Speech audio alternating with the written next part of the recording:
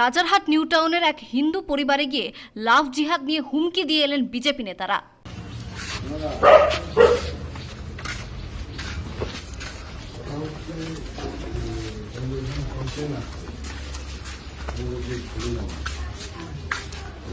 অন্য ধরনের মানুষ এখানে কমপ্লেন আসছে, আমাদের বাড়িতে বাড়িতে কি নামাজ ফামাজ পড়ে?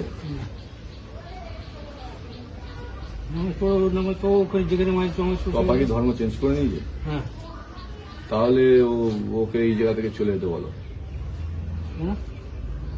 হিন্দু পাড়ার মধ্যে একটা মুসলিম ফ্যামিলি থাকবে, আশেপাশে কালচার নষ্ট হচ্ছে, কমপ্লেন আসছে।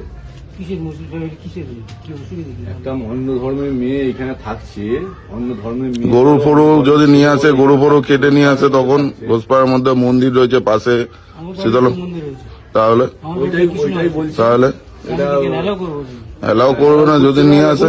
বাড়িতে থাকলে তো সমস্যা আছে। আমি তো বাঙালি না। হ্যাঁ, তো বাঙালি হয়ে একটা হিন্দু ঘরের লোক হয়ে তুমি এই জিনিসটাকে কি করে অ্যালাউ করছো? বাঙালি ধর্মের ছেলে হয়ে তুমি, হিন্দু ধর্মের সনাতন ধর্মের ছেলে হয়ে তুমি এই জিনিসটাকে কিভাবে অ্যালাউ করছো বাড়িতে? আশেপাশের লোক কমপ্লেন করছে এই জিনিসটা হচ্ছে, তাই তোমাকে আসো ভালো করে বললাম, এটা তোমাদের পাড়ার লোক হিসেবে বলতে আসলাম। এই জিনিসটাকে একটু দেখো, কথা বলো। যদি কমপ্লেন হচ্ছে যে হিন্দু পাড়ার মধ্যে একটা মুসলিম কমিউনিটির মানুষ সেখানে বসবাস করছে দীর্ঘদিন ধরে, সে ধর্ম চেঞ্জ করে নিয়েছে, তাহলে ধর্ম যখন চেঞ্জ করে নিয়েছে তাহলে সে অন্য জায়গায় চলে যেতে বলো, সেই জায়গায় চলে যেতে বলো। এটা 10 বছর হয়ে গেছে, এতদিন মানুষ বলেনি, আমি আজকে বলতে আসলাম। আমাদের এগুলো দায়িত্ব রয়েছে, রামনগরের একজন আছে, আমাদের এগুলো বলার দায়িত্ব, কর্তব্য। এগুলো চেঞ্জ করা উচিত, যেহেতু আমাদের এটা পাড়াটা হচ্ছে হিন্দু ধর্মের পাড়া, তো এটা কেউ অ্যালাউ করবে না। আর এগুলো অ্যালাউ করার দরকার এখন বর্তমানে প্রয়োজন নেই কারো।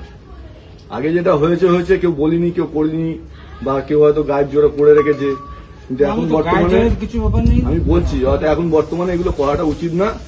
এটা ফ্যামিলিগত বা পাড়ার লোক হিসেবে, আত্মীয় হিসেবে তোমরা এগুলো বলে গেলাম ভালোভাবে। বৌদি, এই জিনিসটা বলো, যেহেতু ও ধর্ম চেঞ্জ করে নিয়েছে তো ওকে ওর জায়গায় চলে যেতে বল।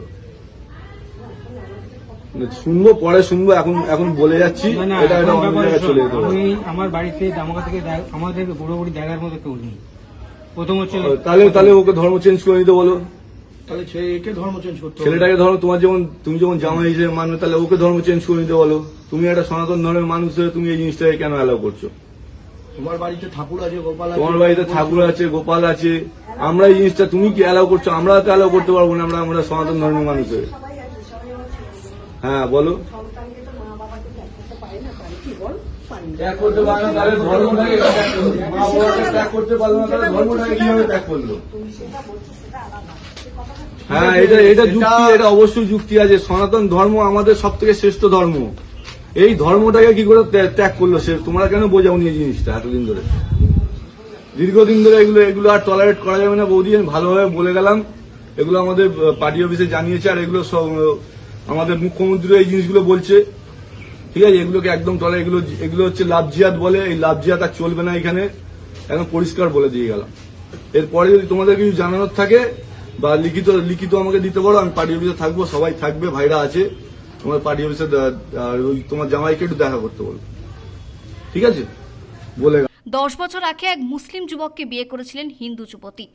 বিজেপি নেতারা হুমকি দিয়ে আসেন, হয় তার স্বামীকে হিন্দু হতে হবে, নতুবা যুবতী আর বাপের বাড়িতে আসতে পারবেন না, অন্যত্র থাকতে হবে তাকে। লাভ জিহাদ নিয়ে উত্তরপ্রদেশ, রাজস্থান, মধ্যপ্রদেশ, এমনকি বিহার, ওড়িশাতেও এই একই ছবি দেখা যায়। ব্যুরো রিপোর্ট, পূবের কলম ডিজিটাল।